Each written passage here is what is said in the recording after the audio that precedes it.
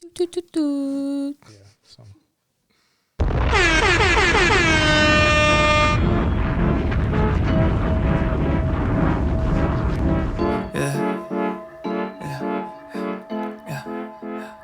Hello and welcome, and thank you for joining me on another episode of I Wish I Started Sooner. I'm your host, Michael Dwayne Paylor, and I'm in studio with a very special guest, my first in-studio guest, actually. I would like to introduce you to this lovely individual, goes by the name of Olivia-Grey and Paylor. Let me give you the proper welcome you deserve.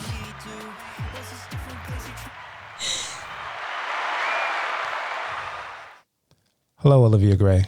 Hello. Welcome to the show. Thank you. Thank you for being here. Thank you for putting me here. No problem.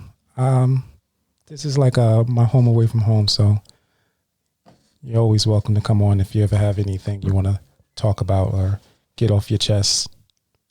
So, what's the phrase, su casa es mi casa? Is that French or Spanish? I think it might be Latin. Yeah, I think it's Latin or German, because I heard it off of a TV show. It's not French. Oh, yes, because you're in French. How's that going? It's going okay. Oui. I know a little French. Most of my friends in high school growing up were Haitian, and they used to say, well, some of them used to say that they spoke Creole, but really it's just a form of French, like informal, like slang maybe. Sometimes they get offended when you call it that, but most of it's French. And I had this super crush on this one girl who was Haitian, and I finally got the nerve up. I forget what grade. It might have been like junior year, but I was crushing on her since like freshman year. And I finally got the nerve up to get a phone number, and I called her, and when I found out she was Haitian, it was because she was speaking French in the background. Did she have a strong accent? Nah, most of them was really like secret, like undercover type. Like you wouldn't know if somebody was Haitian unless like they either came out and told you, or in one particular case, I was in music theater class, and my friend Andrew, who I had known for like a good 2.5 years, I was showing him like a movie that I had on like VHS. I think it was Harlem Nights. And he spoke Creole to me, and he was saying something, and I just thought he was like making funny noises, because when you're in acting class, they kind of like, those are the exercises. Like one of the first things they do is make you do silly things to get the nerves and jitters out so you won't feel so embarrassed later. They like at the top of the class, you're doing something stupid. So I thought he was like speaking gibberish, like blah, blah, blah, blah, blah, blah. And so after he spoke, I spoke gibberish back to him, because that's what you learn when you're becoming an actor, is it's always yes and. So somebody just starts speaking rubbish, I'm like, oh, okay, we're like cavemen. Wouldn't you have known like it was a type of language or something? Nope. Does languages, like foreign languages, sound like actual languages, or does it just sound like a lot of sounds? I guess. Yeah. So he was patient, because I clearly was mad disrespectful. I would have been offended. I don't know what I said. It was just like,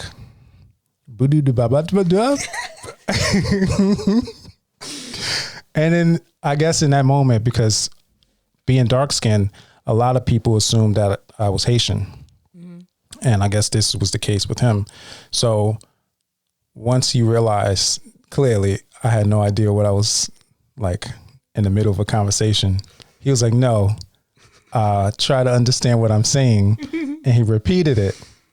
And I was like, oh, you know a different language? That's crazy. This whole time I just thought you was regular old black like me. That would have been so awkward.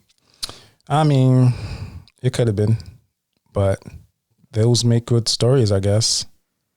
I remember this time in French class, it was like my teacher, he was having a full-blown conversation with the student because of his background. Like, you can change the background on your laptop. Mm-hmm. And he was like, I understood what he was saying too. And it was crazy because... Oh, yeah? So you're picking up the language? Yeah, so he was like, have you ever went to Dominican Republic? Because and he said that in French. Mm-hmm. I kind of put two and two together because he said Dominican Republic. I was like, he's probably asking if he's been there. And then he was like, Dominican Republic is a really nice place. He said he hasn't been there yet. Oh, yeah, that's cool. Mm-hmm. Look at you, about to be bilingual. I do sometimes consider myself bilingual. Like, I speak English and then I speak poorly English, badly, but I'm more fluent in the latter. So I struggle with regular English, but we all have our crosses to, carry. The cool thing was that story that I just told kind of brings us to why you're on the show today, which is you recently just came to me and basically you said you were interested in pursuing acting.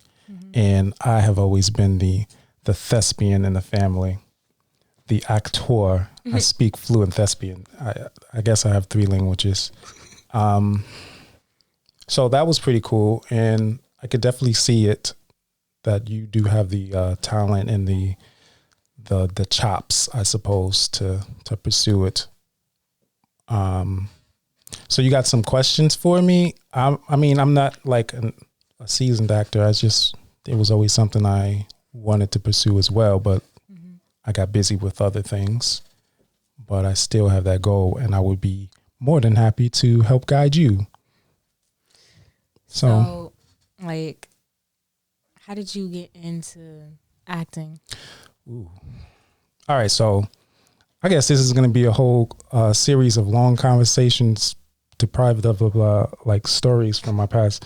Anyway, I decided when I was one of the most scary things I used to like have with me when I was a child was this fear of being homeless, like a bum, like on the streets, like real homeless. Mm-hmm.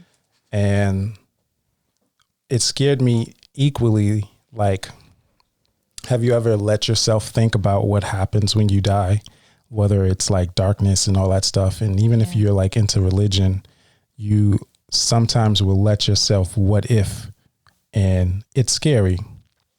So that feeling of being homeless was equal to that feeling of that what if that we shouldn't like play with so much. So one day I decided to figure out what I wanted to be in life, because I felt like if I didn't figure it out sooner than later, I would like end up being homeless. I don't know why I was afraid of being like, that might be something like, that might have something to do with like my personal like trauma or something.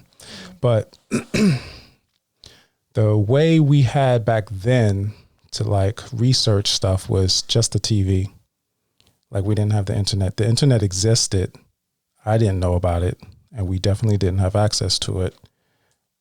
But so I went to the TV, I watched movies, and based off of what I saw and what I was interested in, I determined to be like a career path. So I think the first time on that journey, I was watching Space Jam, which is with Michael Jordan and Bugs Bunny. Yeah. So I was like so inspired. I was like, yes, this is it. I'm going to be a professional basketball player, and I'm going to be the greatest. And we had a basketball hoop in our backyard, one of the first in the neighborhood to have like a basketball hoop, which made our backyard pretty popular among the neighborhood kids, which sometimes was a bad thing. But so after watching that movie, I went outside, started practicing.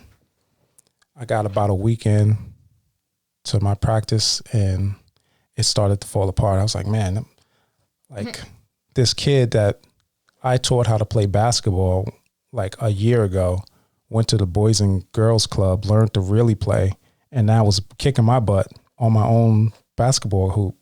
So I kind of felt like, man, I want to be a basketball professional, like a pro basketball player, but that takes a lot of talent and a lot of time, and I'm tired. So I went back in the house and started researching again. The next time it was like Apollo 13. So I was like, yeah, I want to be an astronaut. I'm going to go to space. I'm going to do something important. And then I like looked into it further and I was like, yo, you got to go through a lot of schooling and maybe even the military to become like an applicant to qualify to be an astronaut. And then even then you may not have any missions. I was like, forget that. There's too many what ifs. Went back, researched, watched another movie, wanted to be a spy because I saw Arnold Schwarzenegger in True Lies. I didn't even want to be a spy. I just wanted to be able to fly that jet that hovered in between the buildings. I was like, that's the best thing I ever seen. I was like, I have to do it. So after about 4 or 5 of these, me going to the TV, figuring out what I want to do, trying it, and then being like, nah, that's not really it. I was always like, I never stopped wanting to be a professional basketball player. I just knew it was just going to be super time consuming. And I also still wanted to be an astronaut.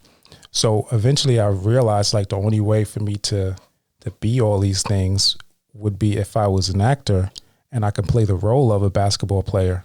Because sometimes I would watch a movie like New Jack City, which is about like this drug dealer.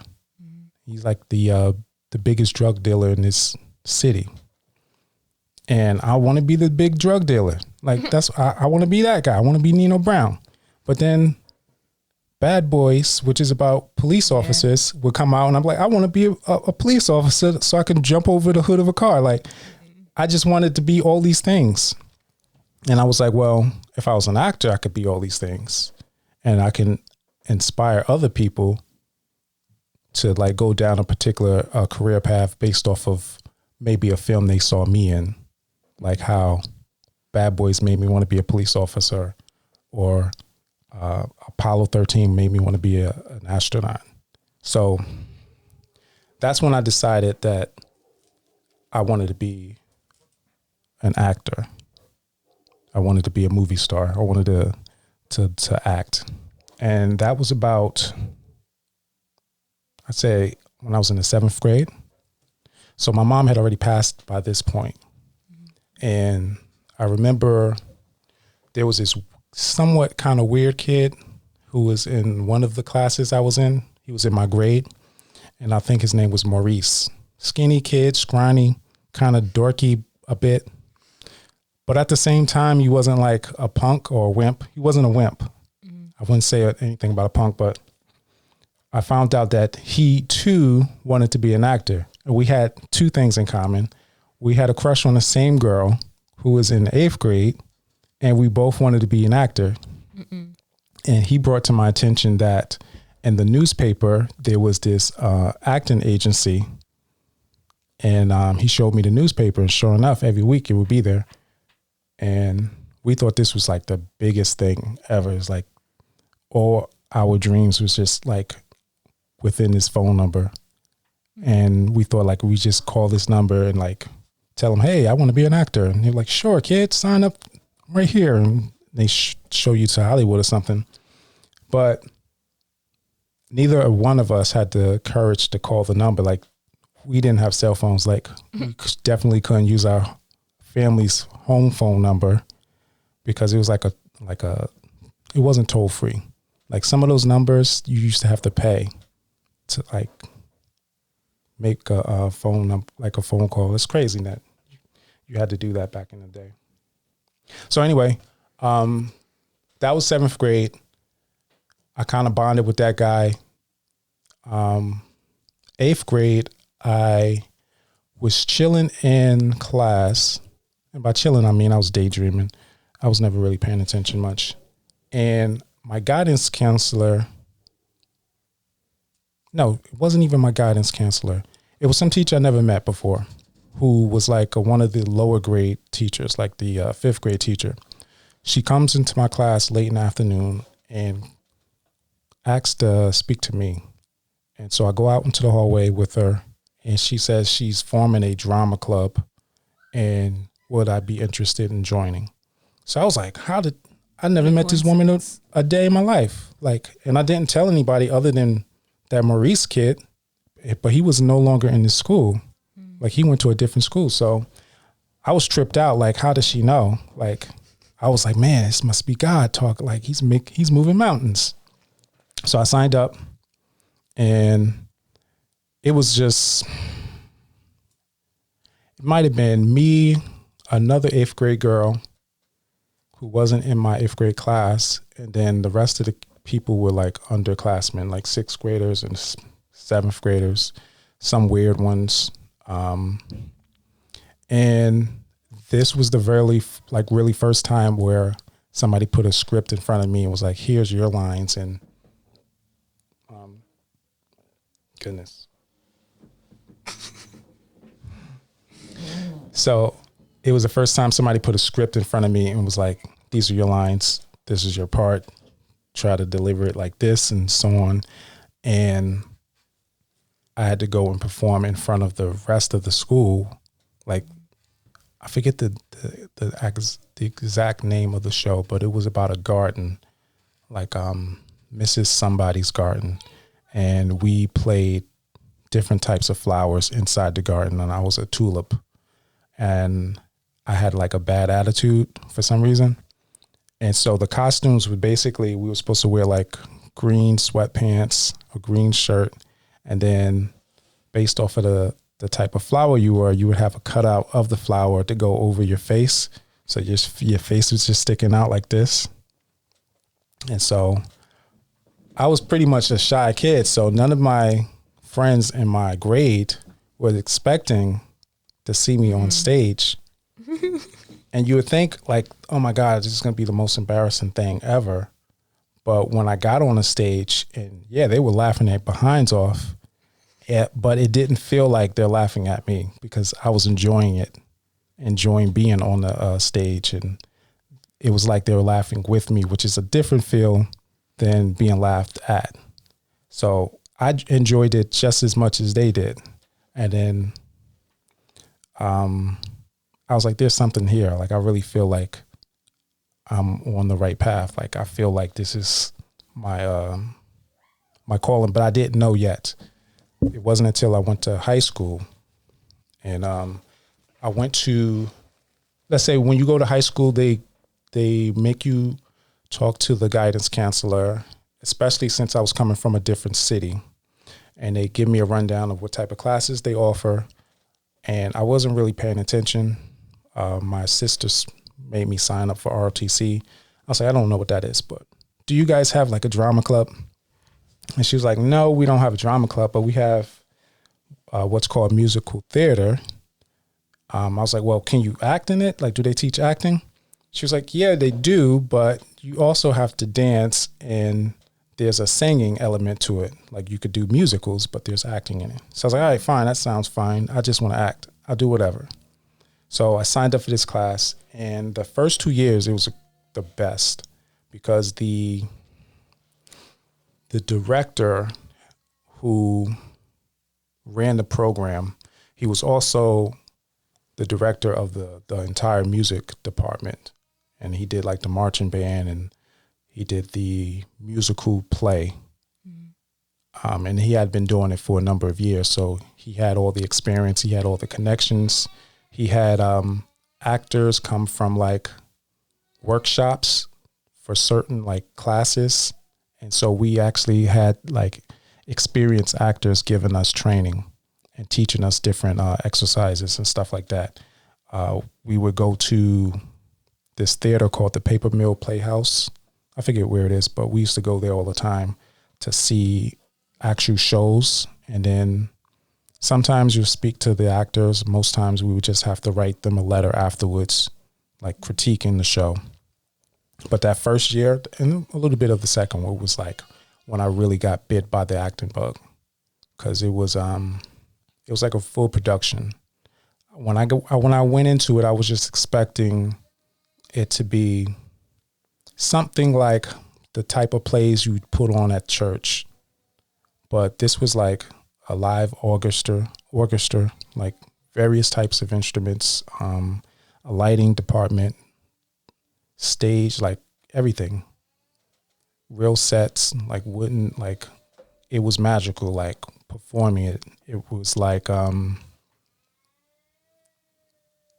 don't know. It's hard to explain, but it's a great feeling when you see all the little pieces come together and like form a big production.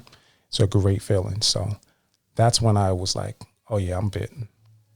Like it was all like, I couldn't even watch movies the same way, because before I would just be watching it for entertainment purposes. Now I'm like watching it to critique particular actors and to see what type of skills I can pick up from them, and thinking about how I would have done it if I had that role, stuff like that.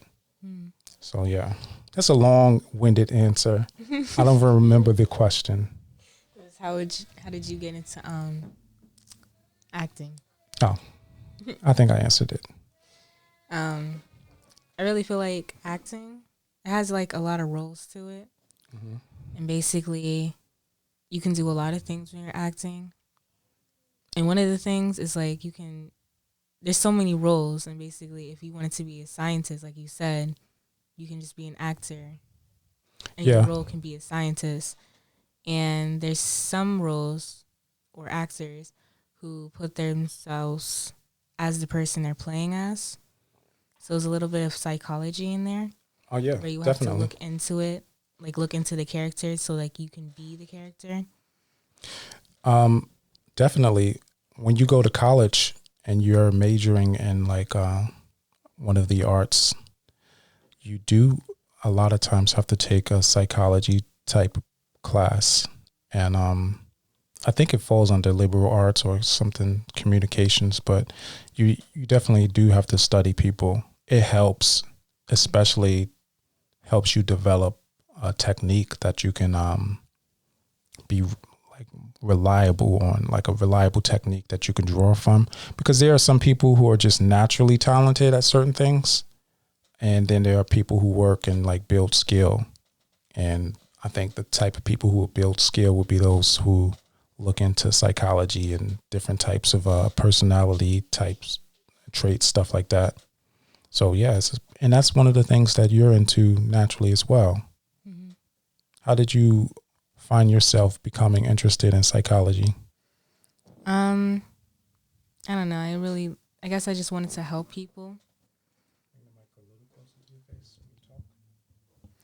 I guess I just wanted to help people and then discover like or learn about mental disorders, basically, and see how the human mind works.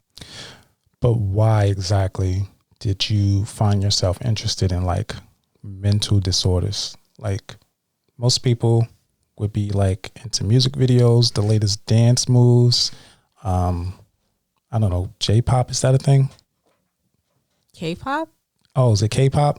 It's one of those letters. Oh my God. J-pop? That's not a thing? No, it's K-pop. Oh, they're close. I got into it, I guess. I mean, I don't know. I think I'm like fascinated about how the human mind works. And did you having like somewhat of a obsession with Harley Quinn have anything to do with it? Because wasn't she like a psychologist? No. All right.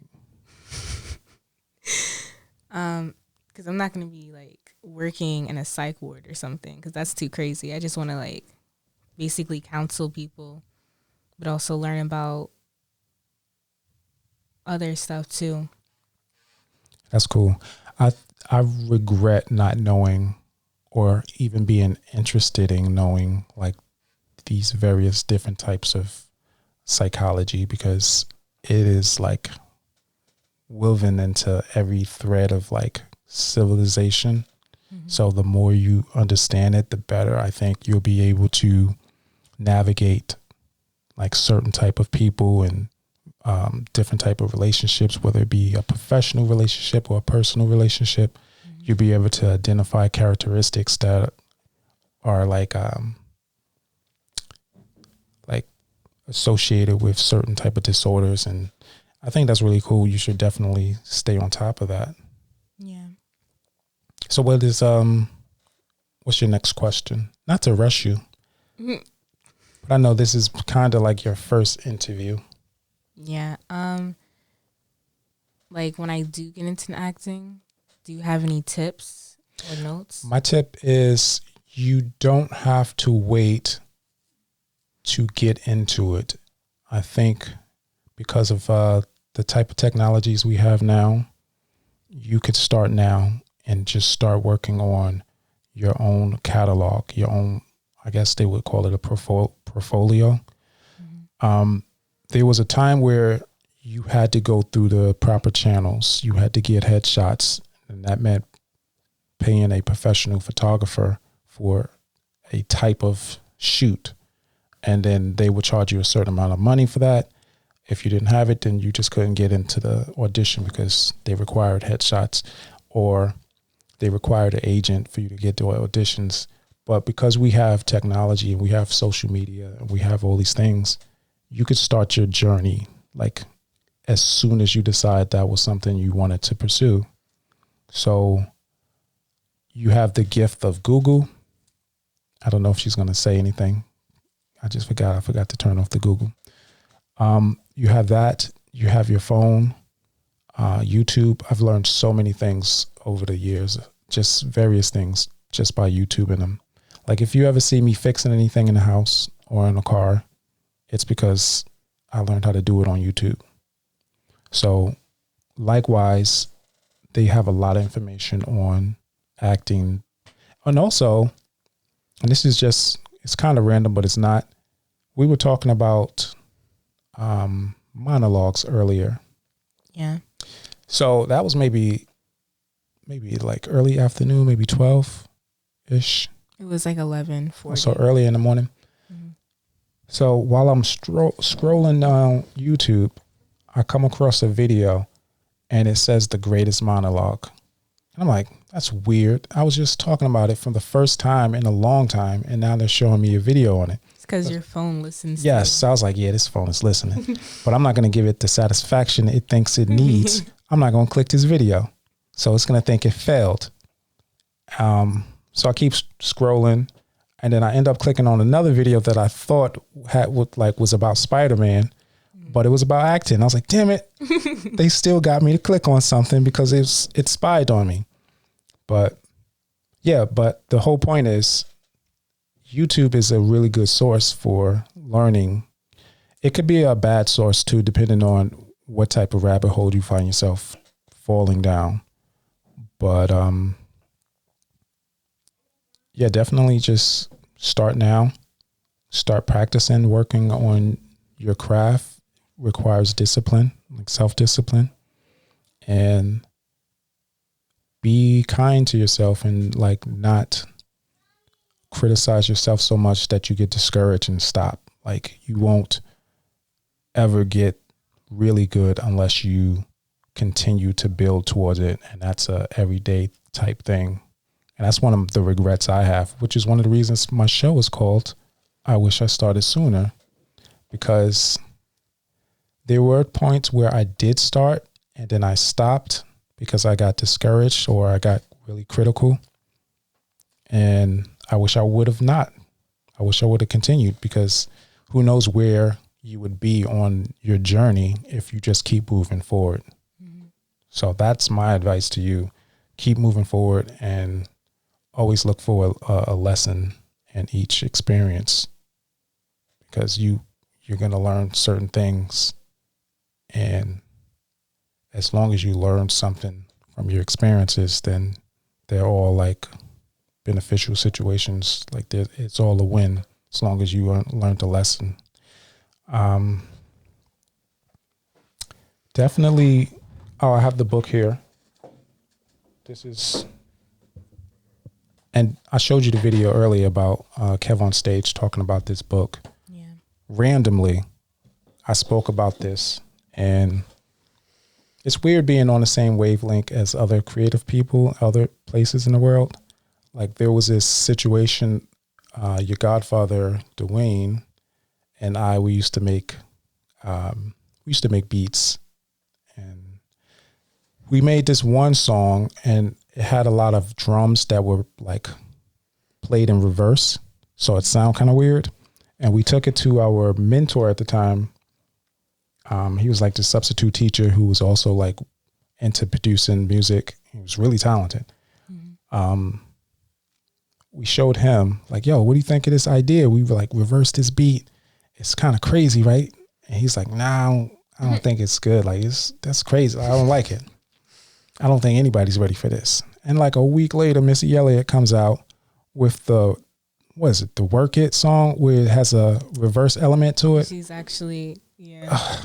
And it was like, man, I was on this and they said no. And now like it's the hottest thing. Like even to this day, the song's a classic. But some people. Oh, you got another question, do you? Yeah.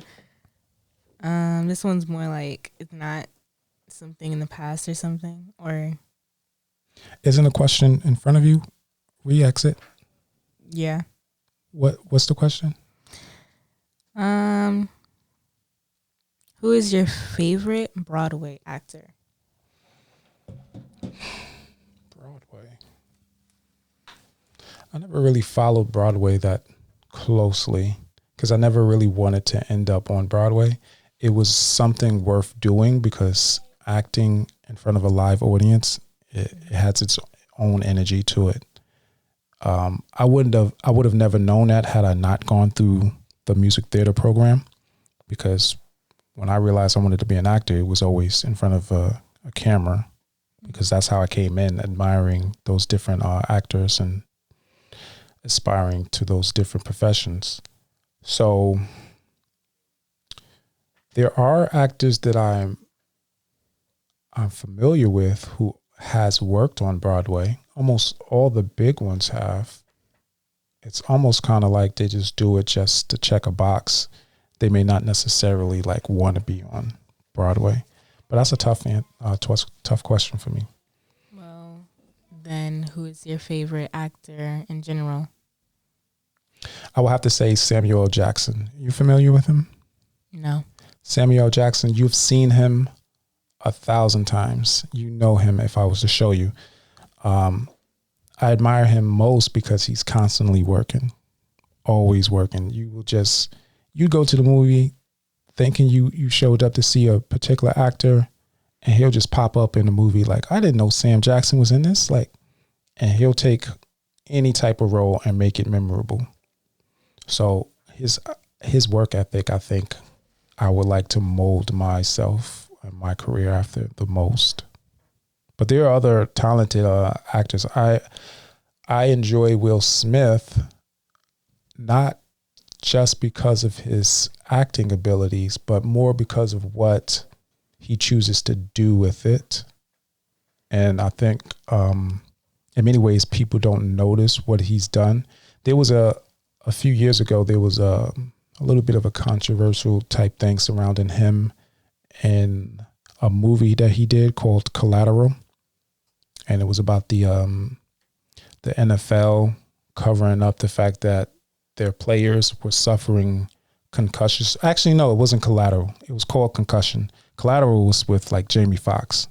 Man, if you didn't know, never mind.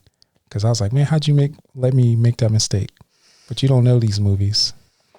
So it was called Concussion, based off of a true story about this African doctor who went up against the NFL. And the NFL is a really big, powerful entity. Like, it has a lot of money, a lot of pull. So Jada Pickett Smith. You know her though, right? Yeah. All right. So she was mad at the time, and she was like, okay, we need to boycott the Oscars or something because they didn't even nominate him for the movie. They either didn't nominate the movie or he didn't win it. I think it was they didn't nominate it. Anyway, she was pretty upset, and a lot of people in the community was like, oh, she need to sit down. Like, nobody cares. Like, why are you over there complaining? And like, you guys are super successful. What does it really matter if he gets an Oscar? But me, because I had my antennas up, I saw the bigger picture.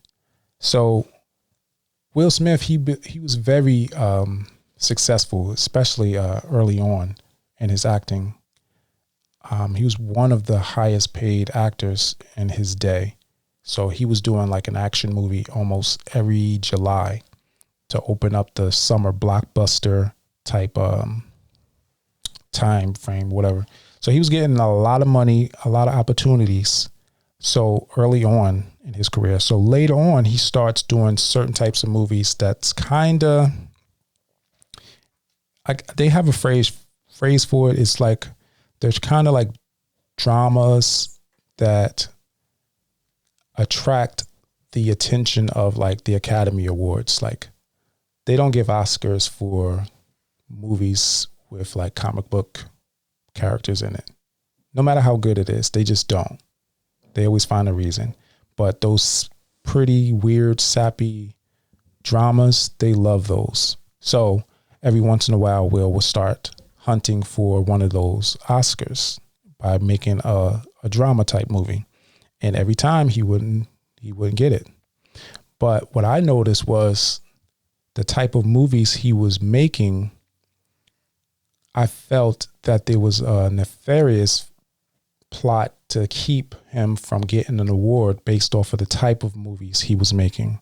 And the type of movies he was trying to win an Oscar for was always movies where he portrayed a black man in a positive way, like a hardworking dad who struggles but never like quits and like works and pulls himself up by his bootstraps.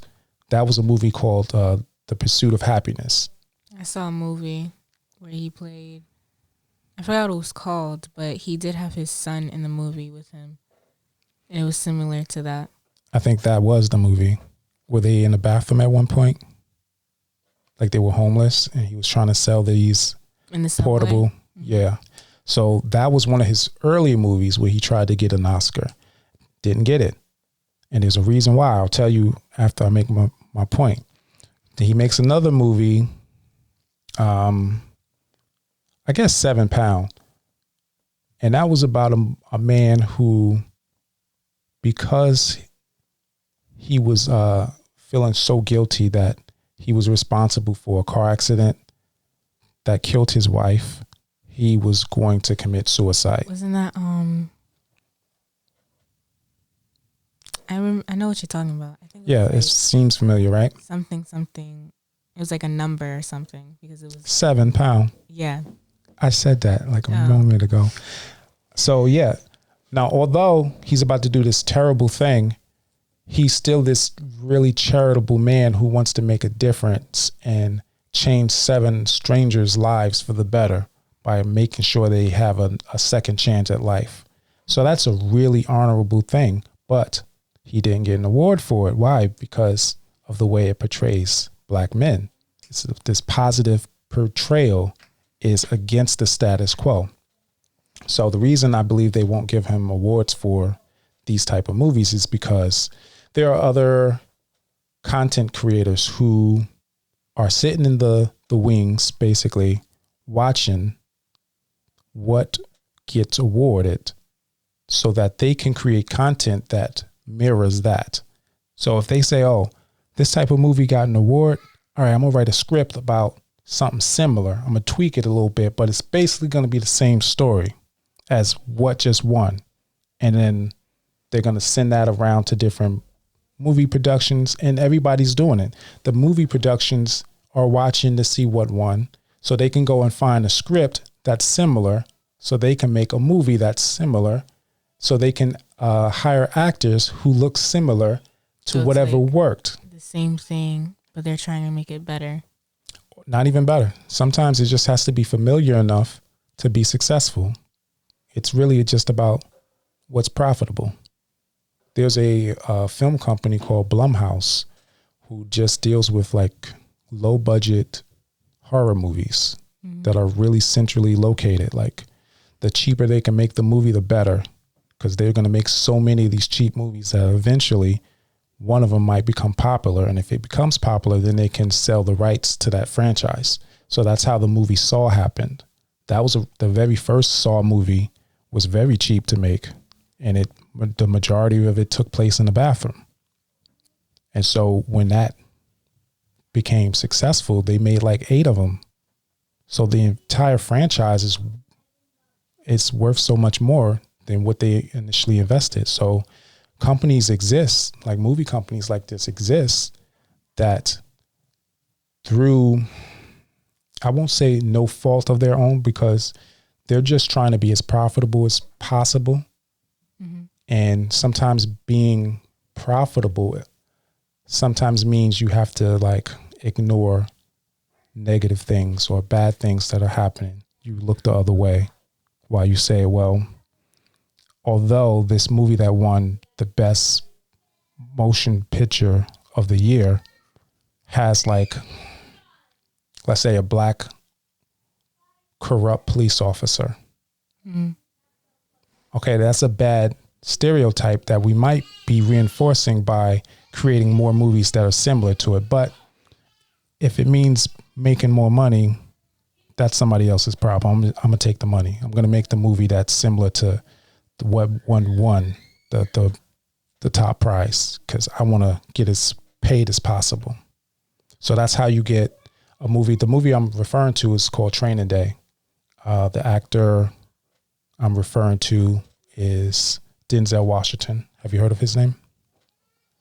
He's like one of the big major actors. He's been very popular since the 80s, very successful. Anyway, he did the, you may know him from the Malcolm X movie. He played Malcolm X. A movie he should have won an Oscar for, but he didn't. It was good acting. It was very good acting, but he didn't win that because if they reward that type of movie, There would have been more like there's going to be more like it. So as long as you make something that reinforces the status quo, they will reward you because they know that's going to be duplicated. So I bring up Denzel in order to speak further on Will Smith. Denzel made the Training Day movie. They gave him an Oscar for it. He's played great characters in the past, men of honor, noble men, respectable men, but they never gave him an award until he played a despicable man, a man who has multiple women and multiple family, men who deceive and lie, who only care about themselves. That's what they rewarded him for, not for the story for Malcolm X, because like I said, they want the status quo to continue. Now, Will Smith, if he really wanted just a trophy, keep in mind, he already had the title at one point in his career for highest paid actor, which is very hard to do, especially for a person of color. So he already had what was really important, which is the money. He can already do whatever type of movies he wants. He has his own film company. He has his own directors, all that stuff. He's just trying to break this status quo by winning an Oscar, by playing a respectable black person so that more of those movies can get made. And in the long run, by doing that, you change how a whole group of people is perceived, because that was another thing that people was upset about with Jada, because they were downplaying her complaining about this thing, because this was around the time that Black Lives Matter was kind of new. It wasn't as big as it was what it is now, but it was picking up a lot of steam, and there was always somebody who was just killed by the police, it seems like. I don't know who it was at the time, but I know a lot of people was complaining that you're complaining about this and so-and-so just got killed and they're trying to do this over here and you're complaining about him not getting a nomination, they made it seem like their woes were insignificant.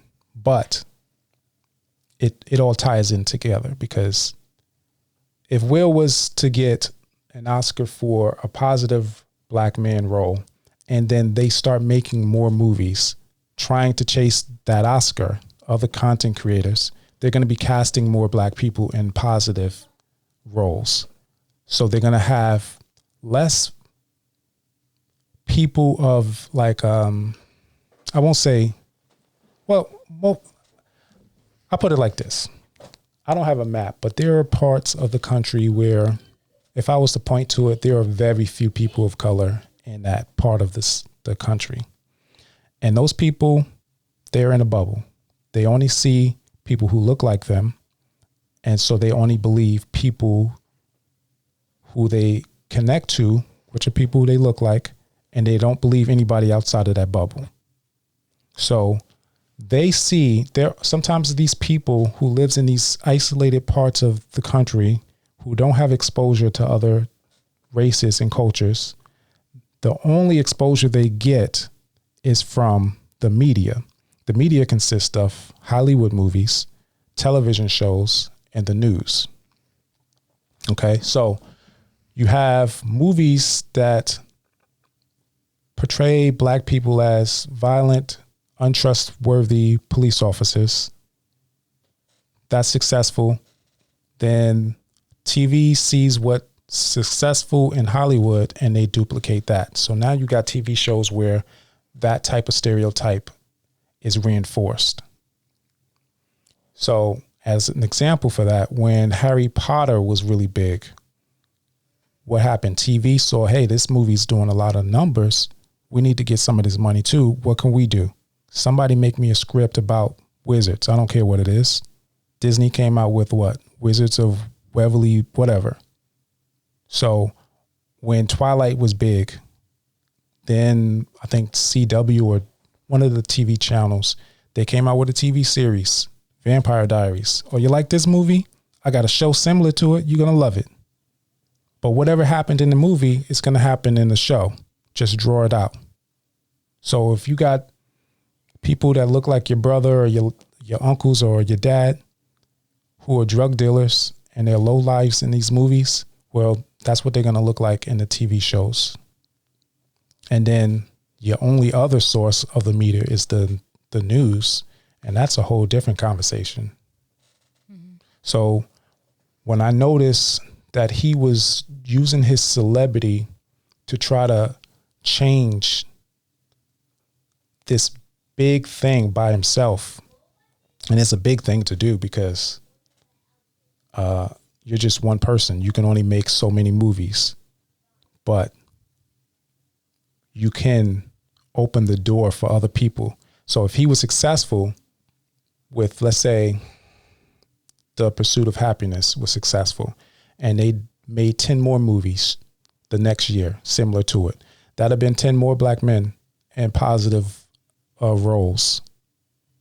And if any of those became nominees or even won, guess what? They're going to make another 15 more. And then television is going to duplicate it. And then now you got more of these people in isolated parts of the country, these white people who don't have exposure to other cultures. Now they're seeing something different.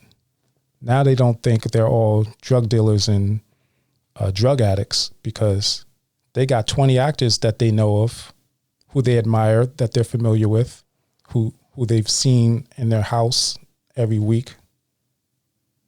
And it changes the way they can interact with like other people outside their culture. Their bubbles get bigger, basically. So I thought that was a really, really important thing. Like, it's somewhat, I won't say it's on the same level, but it's somewhere on the spectrum of like fighting for civil rights in some way, trying to change the way an entire race of people are perceived just by how you present yourself. And that kind of goes back to the way I was raised. My mom, whenever we would leave the house, she would always say, don't be out there acting a fool, because when people see you, they see me. You represent me and my household when you're out there. So that's kind of what Will was doing. He's representing his entire culture when he's out there. So that's kind of big. I respect it. I think he deserves his flowers for that. He's currently doing something else that I think is kind of like, it's not negative, but it's definitely a finesse. But I'll get into it another time. I feel like I'm talking way more than you are. It's supposed to be a conversation. So get with the conversation. You got to come in every once in a while, be like, yep, no, and sound effects. Yeah, I was making a reference to a Chris Rock joke, but it always goes somewhere that's inappropriate, so I can't share the rest of it. But those who know. So what else? What was that question? It was, who's your favorite actor in general? You said it was Sam Jackson. Sam Jackson. I want to get a beer with his face on it, a Samuel Jackson lager, which is a pop culture reference from a TV show that you're probably not old enough to watch. I have a bunch of these pop culture references. They're fun. They're like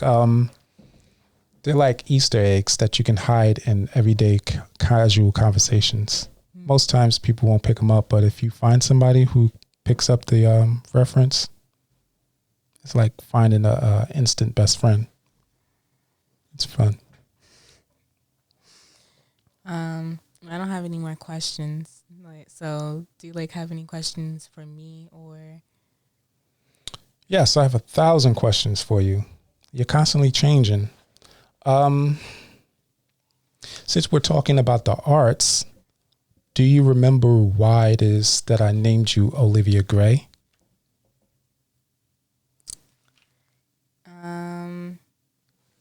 And for those who are listening, her first name is Olivia-Grey.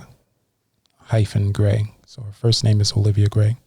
Well, I know that I think Grey came from Grey's Anatomy. I think it was one of the actors' names. No, it was it was a character's name. It's part of the show's name also. It's Grey's Anatomy. I don't know why you guys named me. Well, Olivia. It wasn't you guys. It's me. I'll tell you why I named you this. So you have Olivia. Mm-hmm. I got each part of your name from 2 different characters. And based off of the character, determined one of the type of personality traits I wished you to have. So Olivia comes from Raven-Symoné's character from The Cosby Show, Olivia. Right. You told me that. Yes, because she was adorable. She was the cutest thing ever. She would always hit her lines and just can you imagine sassy. Being that sweet and on point as an actor that young? Go back and watch her performance. She was probably younger than Morgan. Mm-hmm. So I wanted you to be adorable. And the other character, Olivia, was from Law and Order, Special Victims. She was it was a co-star situation at that point. There were 2 detectives that this show followed. The woman was named Olivia Benson, I think. And she was tough. She was, it was more than just tough. What's the word? She was compassionate still, because that's the type of work you had to be. Independent? I wouldn't say independent. I think everybody's independent in some aspect, but I think it was more because she was just gritty. She can get the job done. So she was reliable. Determined, yeah. And then Grey came from Grey's Anatomy. The lead character on that show was, I think, Meredith Grey. But her character was just really, I think that's where I got compassionate from, that part. And she was a doctor who really cared about her patients and her friends. And it's a really long show. I fell out of it, but It's like when 15 I watched. seasons. It's Yeah. a lot. I was trying to get myself into it. I started watching the first season and I was like, am I really going to finish this? It's like a complete different show in the early seasons. It may just be the lead actor who's still on it. But like if you go back and watch the first 4 or 5 seasons, it's a different show. But it's a really good show. And then just to finish this conversation up, the other part of Grey came from Jean Grey, which is an X-Men from the comic series X-Men. And she's probably the most powerful mutant. So I thought, I want my daughter to be powerful. So I gave you the most powerful mutant's name and the most compassionate doctor's name and the most adorable child star's name and the most determined. And that's how I came up with Olivia-Grey. It took a while, but I'm glad I settled on it. I remember you told me that you wanted to name me after an anime character. Yep, Avatar. If I had my way. Avatar.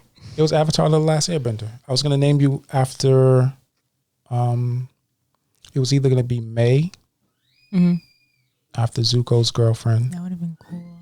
It was either going to be May Ty Lee or Ty Lee May. But I was thinking maybe May Ty Lee. I think they work both ways. What do you think of those names? Nothing sounds as good as what you've like already settled on. Like your name is your name. May Tai Lee. It sounds like exotic. Like you would never think of it. I mean, I guess you wouldn't think of Olivia-Grey, but yeah, it's true. May Tai Lee sounds like a foreign name. You trying to say it sounds Asian? No, I'm just saying it just sounds like a different type of name that you wouldn't think of. Well, I'll tell you what, you can keep it for when you have kids. Go ahead and reuse that name. I'm pretty sure nobody's listening. Nobody's going to use that name by the time you have kids. It'll be still available. You can get the website and everything. Yep. Oh, what was the question? I keep forgetting them. I said you can ask me questions, and you said, how "Oh yes, I asked you about your name, which was a really good question." So you also have, or you had, your own baking business. Tell the people at home a little bit about that. What was the name of it? It was OG Sweets. OG Sweets. Now, you're like affiliated with any type of gangs. Where does the OG come from? I feel like I got that because Uncle Michael used to call me OG. And it was like really common. So everybody else started calling me OG. So look at that. Built-in nicknames that are like cool right out of the box. It's very fortunate. I didn't have a built-in nickname. They used to call me, well, my cousin Arnell used to call me Bear because I was chubby. Mostly just Fat Boy. It's mean. It was pretty mean back in them days. It's a different world. A different world. So you had a baking business. I say had because I just haven't seen you bake anything recently. Is that something you want to continue to pursue, or are you going to put that on the back burner? No pun intended. As of right now, I'm just trying to see how it goes, like where it goes. Well, it's going nowhere because you're not actively doing anything with it.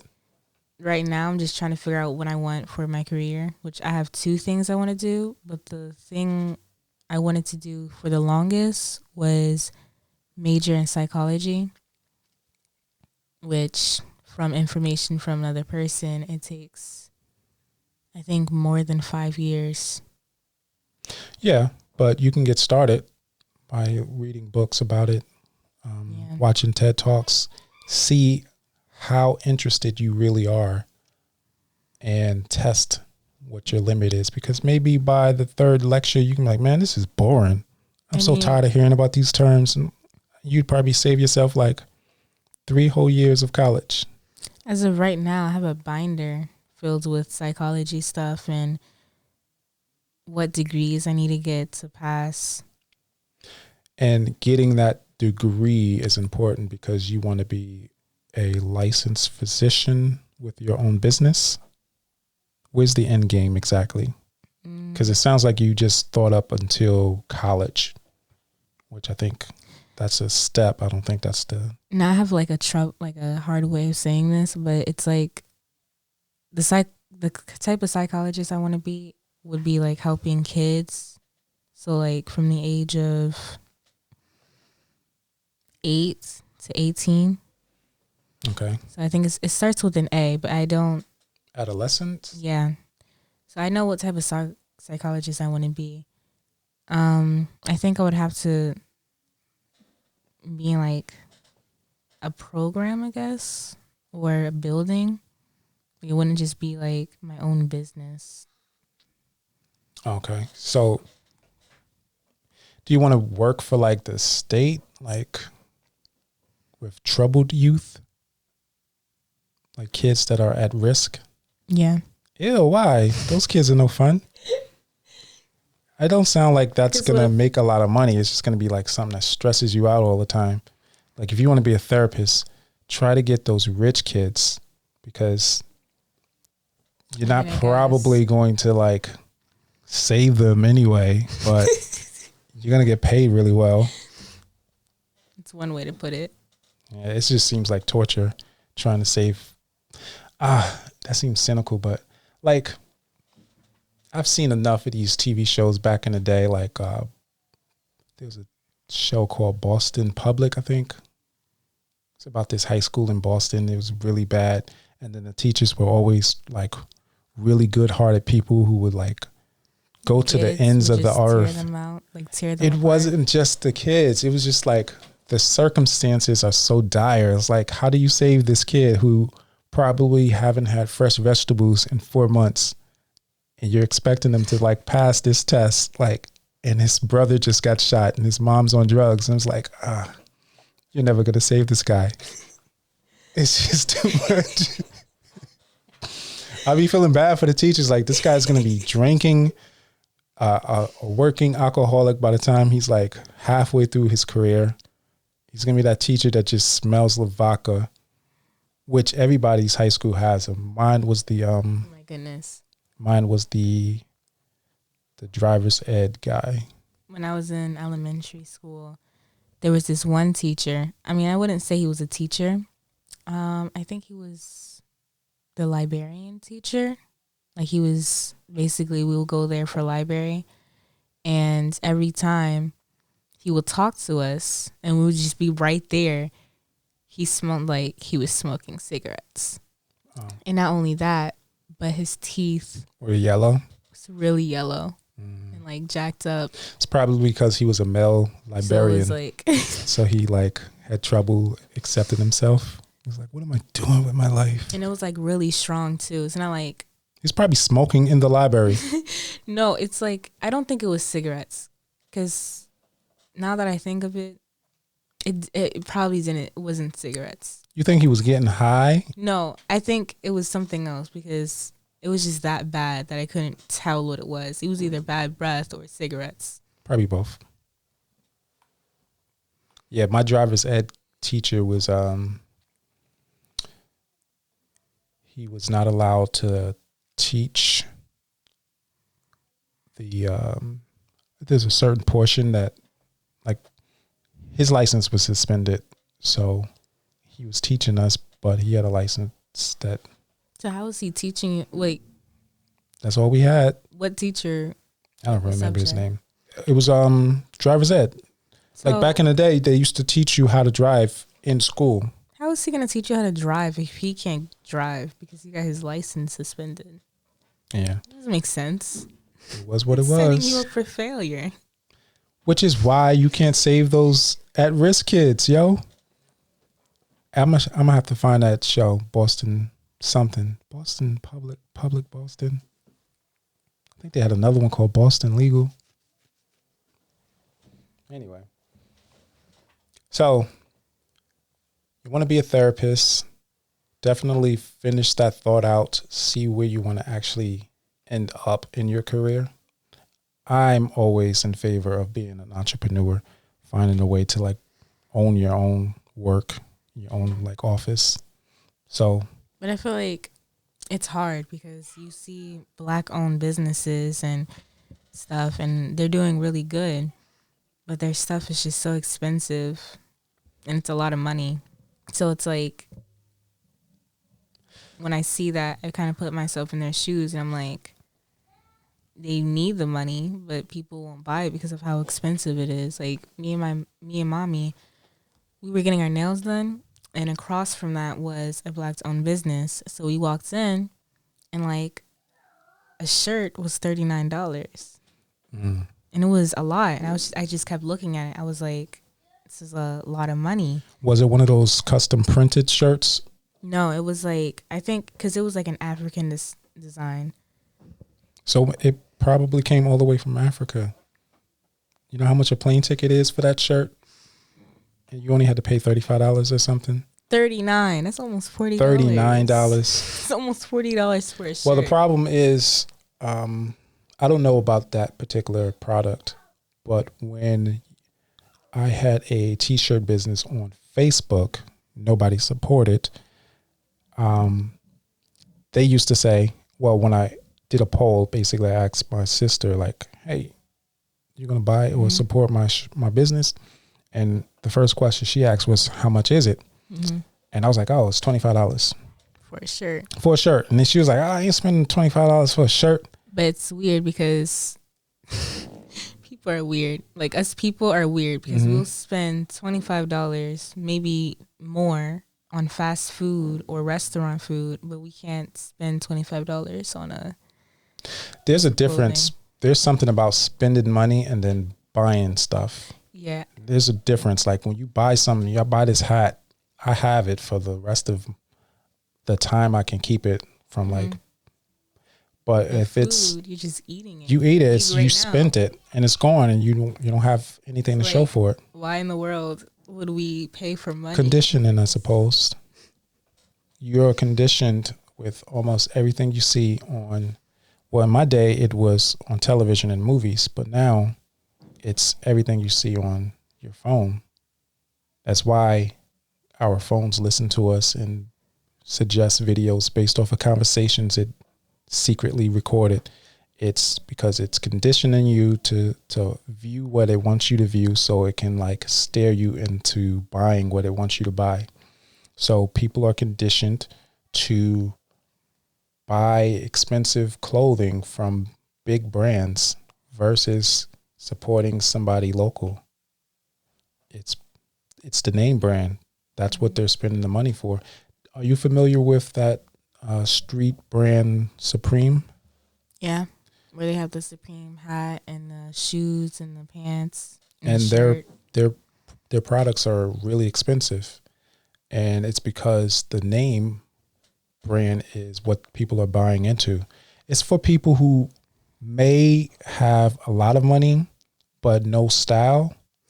So they just buy something with a popular name on it.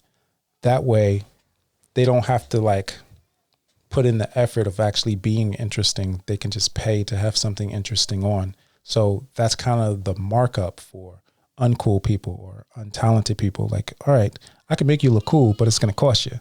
Mm-hmm. So pay $300 for this t-shirt. I'll put a red sticker on it, say Supreme. Everybody's going to love what you're wearing. But or somebody with a $25 shirt, it might be really cool if you had the right type of shoes to match it. But that takes work. And most people are conditioned to do what is easy, even if it costs you more. So that's one of the reasons you see me fixing things around the house or fixing my car myself versus paying for somebody else to do it. It's because just like those Supreme shirts that are really expensive for no reason, some of the things that you have to get like repaired are really overpriced. Like one day when you drive, you'll find out that like when I was a kid, when I first had my first car, I had to get the brakes done, just the brake pads. And they charged me like, well, they quoted me like $550. Did they tell you that something else was wrong with the car too? Sometimes, depends. They'll hit you with the brake pads. It's going to run you about $400. And by the way, one of your rotors is wearing out pretty uneven. So you need to replace both of those. And that's going to charge you another $275. And it's like, when I'm old enough and wise enough to know a little bit more about vehicles and I have the tools to do it myself, the job that would have costed, let's say, close to $600 at a mechanic, the parts by themselves cost maybe $100. And so now that I know that, it's like being in the matrix, knowing that I'm in the matrix, like I can't function. Do you not know the Matrix movie? I don't feel like that analogy hits you. You definitely talked about it. I don't think I've shown you though. I'm working on, for people who are watching this or listening this late into the episode, I'm working on introducing you to various movies, TV shows that will basically season you enough so that you can hold your own at like any black barbecue or any hair salon. Like you have to know certain pop cultures, like references. And in order to do that, you have to go and dig in the crates a bit, so to speak. So I know there's a lot of stuff that you're more interested in that are happening now, but unfortunately, sister girl, you got to go back, watch some of these movies so you can know what your aunties is talking about. So that's part of the work that I'm putting in. I feel like it's paying off too, because when we watched the Simpsons movie, maybe like 2 weeks ago, I remember one of the scenes being like this band was sinking on a flat like boat. It was referencing. It was in a and you got the reference. The Titanic. And I think even Makai picked up the reference. I was like, all right, cool. So watching that 3-hour movie was worth it, just so you can know that this particular scene was in reference to it. So it comes back in the end. You'll thank me later one day. Hopefully. What else you got, kid? I feel like we can talk all day. It's almost like I'm in my home away from home. Feels real cozy here. Do you like my Do you like my picture? Where is it? Like, where is it from? I don't know where it's from. I got it because it reminds me of that resort that I want to transport to one day. Maybe it is the resort. It is not. It is. I'm not even sure if it's in the same area, but the place I like, I'm gonna butcher it, but I think it's Maldives, San Juan. I think it's off the coast of India, so it's in the Indian Ocean. By the way, how many oceans are there? Do you happen to know? Because when I was a kid, there was 4 oceans. Like, discovered? Yes, discovered. I mean, if you don't know, I'm going to say 7. 7 oceans? That's crazy. That's another thing. I was thinking about like topics to talk to you about, and I was just going to like bring up one of the pet peeves I have on you and your generation, which is you guys talk like you extend your words really long, which is kind of annoying. Like, do you know what I'm talking about? No. You go like your cousin does it. Your other cousins did it when they came over. Like, explain, for example. You'd be like, that's crazy. Wow. And I'm like, it takes so long for you to finish your sentence. Because the way, like, it's the way you say it has a whole different meaning. So if it's like, that's crazy and it's long and you're like carrying it out. It's annoying. I mean, it might just be me being older. It gives a whole different definition. So just extending it makes it mean something different. I guess. But yeah, if you guys were in the movie In Time with Justin Timberlake, you probably wouldn't make it past the opening credits because you'd spend so much time just talking about, you probably have like 2 minutes left on your life and you'd be like trying to communicate that to somebody and it would take 3 minutes to get all your words out and you just be standing there like, that's crazy. Look at my watch and just die.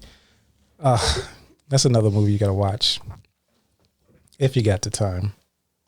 I don't know what 13-year-olds do these days. What do 13-year-olds do these days? You know, one of the things I regret. Wake up. You do makeup? No. Wake up. Go to school. Do some TikToks or watch TikToks.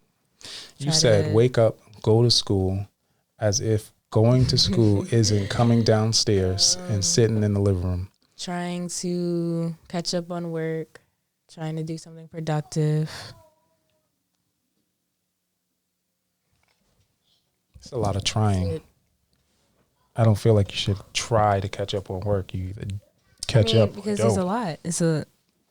There's one thing I don't like. You know what was a lot of work when I was a kid? Getting to school. Because I went to school 20 blocks away from where I lived because I was lying about my school, my address in order to be in. That's what you get, though. It's kind of your fault because you kind of lied about going to the. Well, I was a kid. When I said I lied, I was really referring to my parents because they made the decisions. I didn't really have a choice. I did want to go to a particular school that was out of the district. And I guess my mom was a sucker for me complaining about school because she would transfer me out after I complained. And it was a little bit of a hustle, I'll admit. It's a lot. Well, in Jersey City, there were schools everywhere. So if we lived on this street, there was a school on the next block and then a school over here. And they were all in walking distance. So we had to be in the same district. So it would just be, I started school at PS 15. And then when I got to first grade, I was complaining that the teacher didn't like me, that old hustle. And my mom would get tired of me complaining, take me out of that school, put me in 40. And then I would do good because I guess most teachers, when they get a new student that have like grades from an old school, they're like, whatever. And they kind of like coast you through the rest of the year. I think maybe it was something else, but I think that was the reason. So I would come to the new school, coast just because I was a new student, and then start the next grade at that school, and then start the cycle over again. Like, I'm failing. This teacher is a monster. I heard her talking about me at the water cooler. Like, Seriously? They don't like me. And then my mom would bring me back to PS 15. So I bounced a bunch of times up until I got to the third grade, and that's when it stopped working. I got left back. Which was probably good for me. It built character. No. They don't do that anymore with your generation. They don't leave kids back, which is a shame. No. I think it's a good thing because, there was this one time in elementary, a kid got pulled back, and I was like... What do you mean by pulled back? Like he had to stay in the same grade. So that's called left back. When you said pulled back, that sounds to me like, let's say he was in the 5th grade, you was in the 4th grade, and then it was like, you know what? You're struggling in the 5th grade. We're going to pull you back to the 4th grade. That's what that kind of sounds like. Left back is usually just staying in the same grade. Yeah, that means left back. Thing. Yeah, that was something. Hope they don't do that. That's crazy. Well, I'm afraid that because they don't do that, and they've been, I think it has to do with President Bush. I'm not 100% sure, but I'm okay with not being sure because I think he came out with a new policy called No Child Left Behind, which meant that nobody got left back anymore. I might be wrong. I don't know. I got a teacher friend. I'll check with him, or if somebody knows more about it, they can leave a message. So ever since that happened, nobody's been getting left back. And now kids don't know what failure is. And then they grow up in a school system never experiencing failure. And then they graduate out and then they get a dose of life. And they're like, wait, this is hard. I don't want to do it. And then they become trash adults. And they're like babies.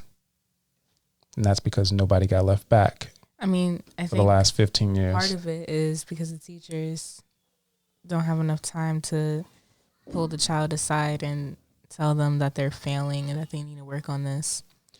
So when you say that, are you referring to your experiences this particular year, or are you drawing from some of your past experiences before you went into homeschool? Past experiences. Okay.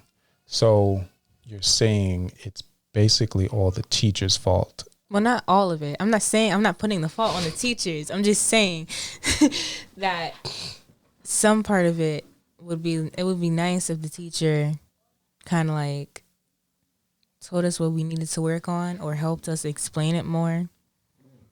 Yeah, I agree with you. Teachers are trash.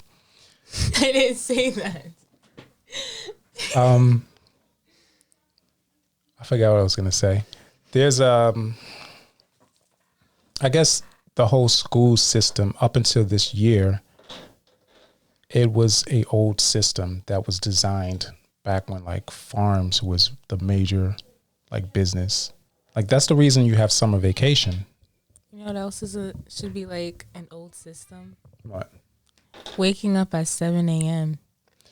Yeah, I saw a video that said that teenagers or even young kids, they don't naturally supposed to be up that early. They say you're supposed to be up at 10 because that's when your mind fully like gets together. But even if we went to school at 10 and like got out of school at like 4, I would be fine with it because I wouldn't have to wake up so early.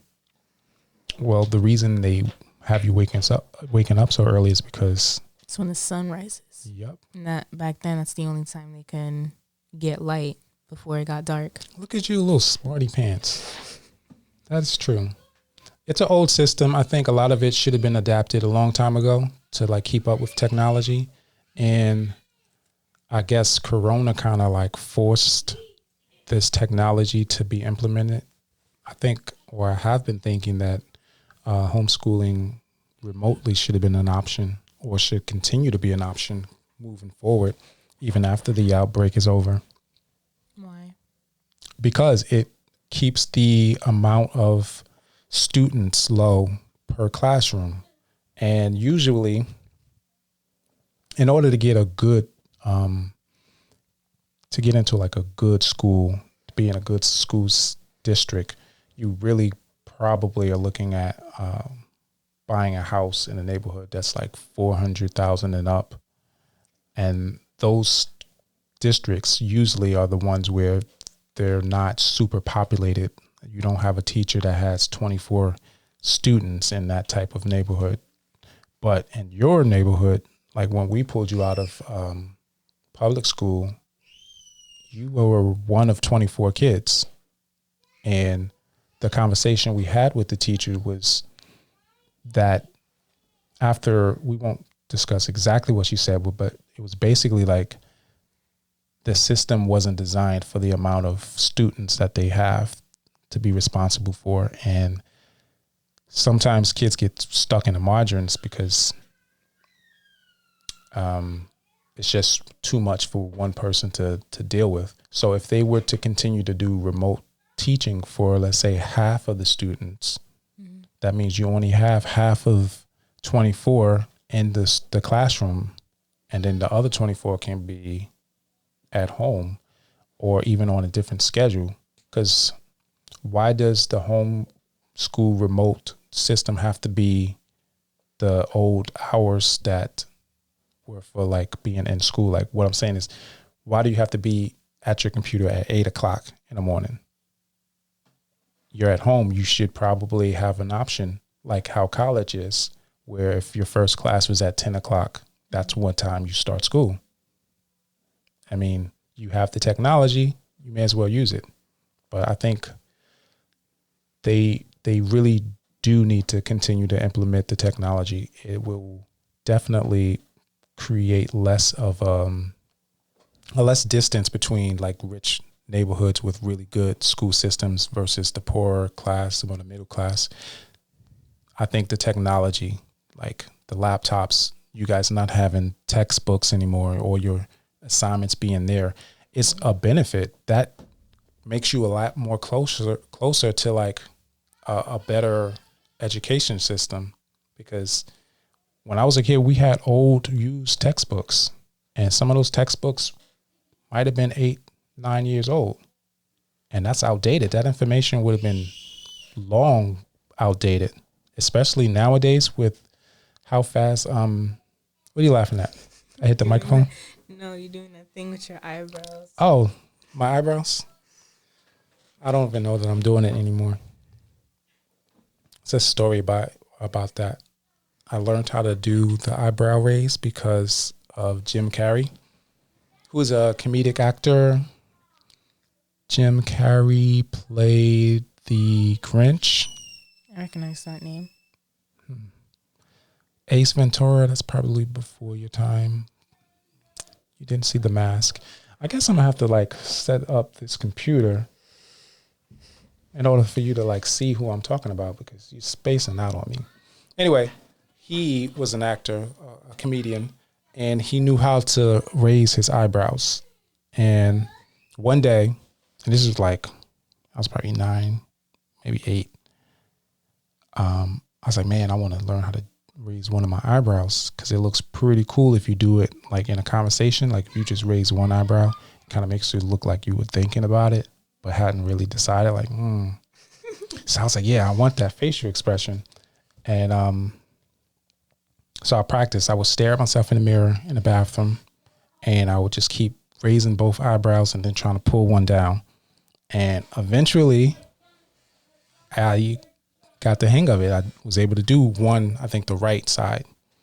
And then I remember being pleased as punch once, because I was having a conversation in my kitchen. It was my friend Robin and this new kid who we hadn't really decided if we liked him, named Jason. And we were having a conversation. Somebody said something, and I pulled out my eyebrow trick, and I did it. And it was like, oh, snap, son, that's cool. Like, you know how to raise one eyebrow? I was like, yeah. I tried to make it seem like it was no big deal. I was like, yeah, you know. Even though you practiced? Oh, I practiced it for hours. And then I went back to practicing because I learned that you can raise the other one. I saw Jim Carrey do like a wave with his eyebrows, like a wave. And it's like, wait, how do you do that? And I was like, man, I have to get back in there. And I learned how to do it. And I know how to wiggle my ears, but I won't do it right now. I have headphones on. But yeah, stare at yourself in the mirror. You never know what you can learn in there. I figure if it's a muscle and it's capable of being triggered at will, then if somebody else knows how to do it, I should be able to learn how to do it. I mean, I guess it hasn't, like the muscle's there, and she just don't know how to use it. Yeah, that's true. I also know how to make my pectorals jump. All right. Okay. You're going to be what? I'm going to be 14 in January. Yes, it's coming up soon. So coming up fast. Anything particular that you want? You know what you should do if you become an influencer? They make their Amazon wish list public for some reason. I think maybe somebody be buying stuff. I don't know. I don't know if that works, but I saw it. I thought, man, I should probably make my wish list public, but.